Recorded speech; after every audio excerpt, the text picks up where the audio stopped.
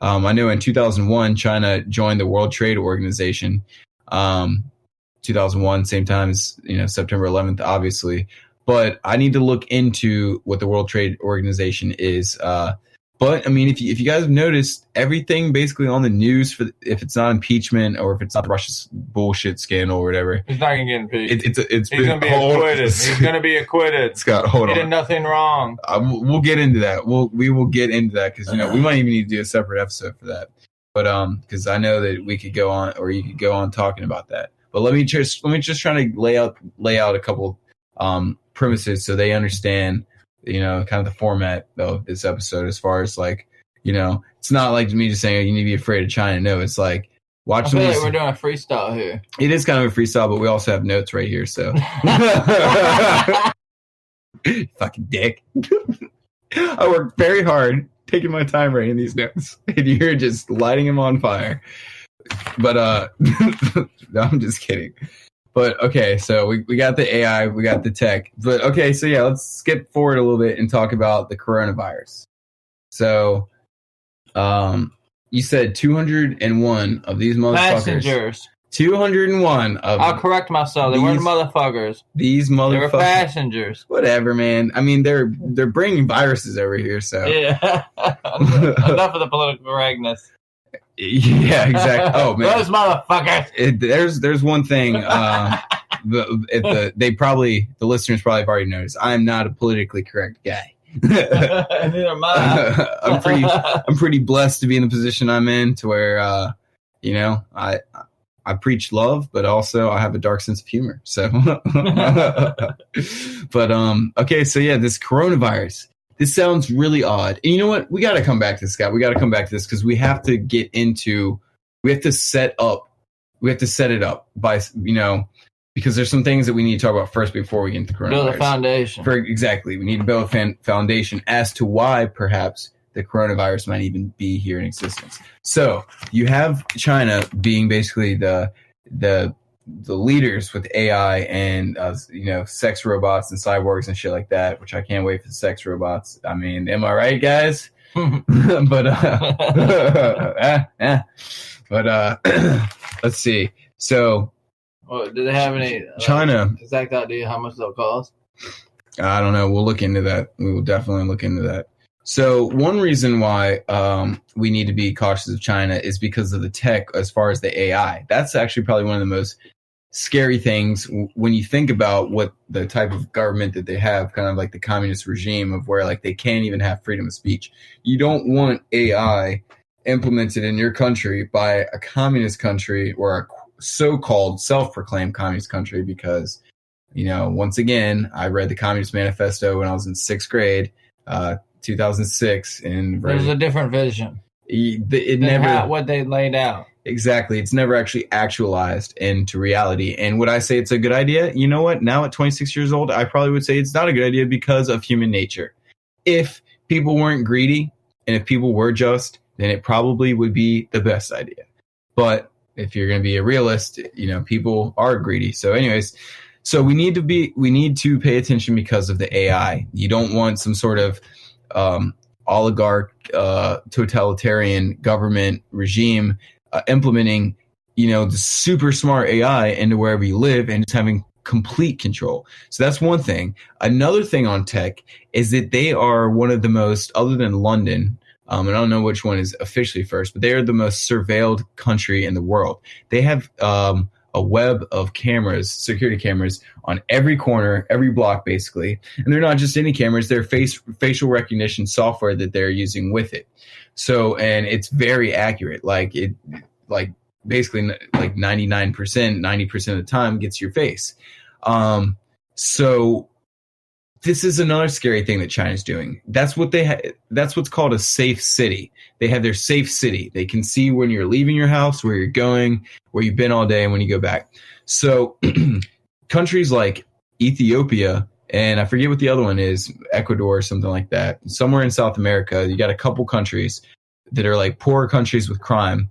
What they're doing is they're asking for help from China and accepting loans from China to build these safe cities. So, but the thing is all of the data, all the voice data, all the video data is then all the rights are to the Communist Party. In other words, you cannot refuse anything that they catch on their cameras or on their audio. They can twist it. And they can twist it however they want. They could use that to fuck with the market. For example, if they hear everyone talking about certain things in Ecuador, they can just flood Ecuador with certain things. Or if they hear people talking about revolt, they can handle it like that. So there's two things on the tech field that are scary and that are making China basically be the up and coming, because they are spreading these safe cities. They're giving these loans to a lot of third world countries, and along with the safe cities thing, the third factor on the tech field is 5G loans. Now they're giving these poor countries loans for 5G networks. So basically you'll have smart cities. So you have the safe cities, smart cities. So like your sewer drain will be connected to like a computer that will say when it's full, or like the street lights will give you information. This sounds all great, but what about the fact that like some of the more powerful hackers are from China? So what happens when like you, or even not even just Chinese hackers, what happens when you have, let's say, 70 countries around the world whose whole power grid and sewer system and doors and infrastructure is all on 5G and all connected? So not only, then you got the AI 5G. It's basically complete. They might flood your bathroom with shit. It's the knowing of everything. And yes, they might flood your bathroom with shit, This is one. Pretty sure Ari Shafir said when he went to China, they were cooking with sewer oil, like oil that would be in the sewers. They were using that to cook with. But, that's neither here nor there. So, all right, so you got three factors right there just in the tech field of why we should be concerned about China, or why we should be paying attention. One, because they're the leaders in AI and developing the robots that will be taking over people's jobs. Two, because of the camera webs that they have called safe cities and the safe city loans that they're loaning out to other countries. And so what happens when you have 70 countries around the world that are all the audio is being analyzed and all the videos being analyzed by China, that gives them an extreme amount of power and, kind of an advantage. If there ever was war, they would have eyes on target everywhere. And then the 5G loans, when you have everything in town connected. So that's that's really the main tech things. Of an overrun government. Now that's essentially the epitome of lost liberties and rights and freedoms. You're just completely stuck in a time warp of doing whatever they tell you to fucking do, and they control everything. Who the hell wants to live like that? Not I, said the fly, not I. So I guess, this kind of technically falls under the tech field, and this is the last thing I think that comes to mind that we should be concerned about, other than, you think about the social media apps, which we hold off for a second, but I got a question to ask you.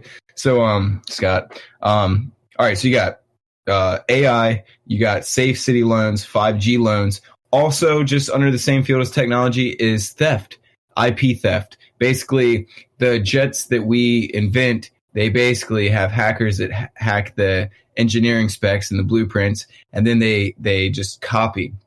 And this is not me saying it. This is from all the documentaries I've watched. This is a common thing that multiple countries know about China. They steal, which saves them money on R&D, research and development. And that is a part of why they have the edge on the curve of technology. Like this one guy was saying, it's not natural the way they've come up. So, for example, before the 90s, one of the ladies said, there was no one really, everyone was poor in China. Then the 90s happened, people started to get money. She was saying how right now there are more up-and-coming millionaires in China than any other country in the world. So basically, they copy the inventions of other countries, and then they produce it. So they save the money on the R&D. They don't have to research and develop, and so then all they have to do is produce. And how do they save money on production? So now we're at pretty much the sixth scary factor that makes them kind of a potential superpower. They they skip all the things that other countries worry about, like, for example, child labor or the environment. They literally are willing to sacrifice their environment so that they can have more production. These are scary things, man, and scary things when you think about how ingrained work is in their society to begin with. So what were you saying about for the source? Essentially, I mean, it's almost like a monarchy, or oligarchy, as you put it, is essentially what it is. But it's like you look at Kim Jong-un of North Korea. He's got the most lavish. He's got his own portable commode. He can take everywhere he wants to go. No rhyme intended, of course. What I'm saying is, he's got everything that anybody can imagine. Any dream you might ponder or contemplate in your mind, and you got it if you're in his shoes. As for the other 99% of the country, they got nothing. They're doing labor. It's absolutely backwards. You know why he has that? Why Kim Jong has that?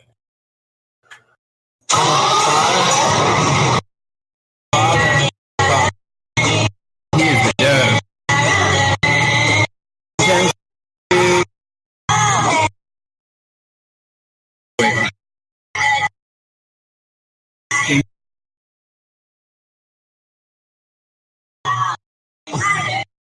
Sir. All right, sorry I had to do that. I mean, he is though. Kim Jong's a dick, the big bad dick. Not really, but he thinks he is.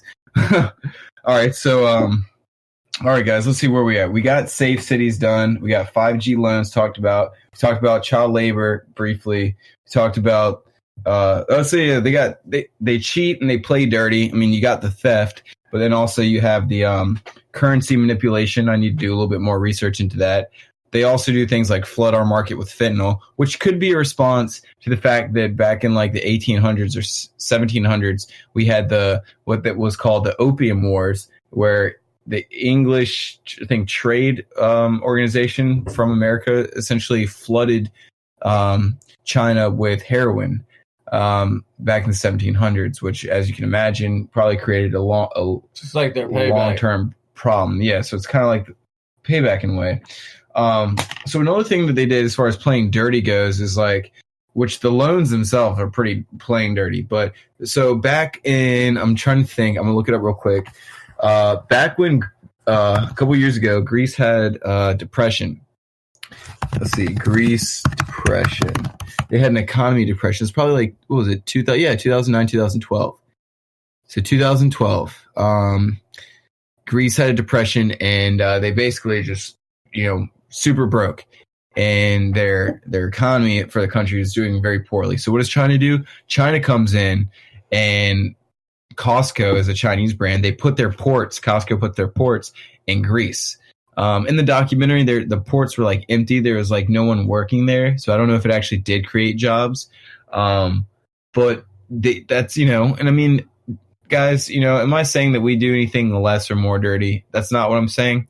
I'm not focusing on what we're doing. This episode's not about America right now. This episode is about BA China. But China. Quadruple C, China. China. Completely corrupt China corporation. Or China.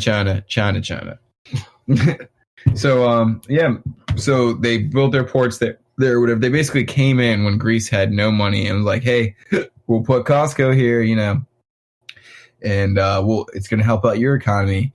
And I think they actually did something similar with America. When America was it 2012 yet again, when we had Occupy Wall Street? Let's see when that was. I believe that's Wall Street crash. Yeah, I heard that on Fox recently. Was it 2000? Not 1990. What the fuck? 2012. When was it? I don't know.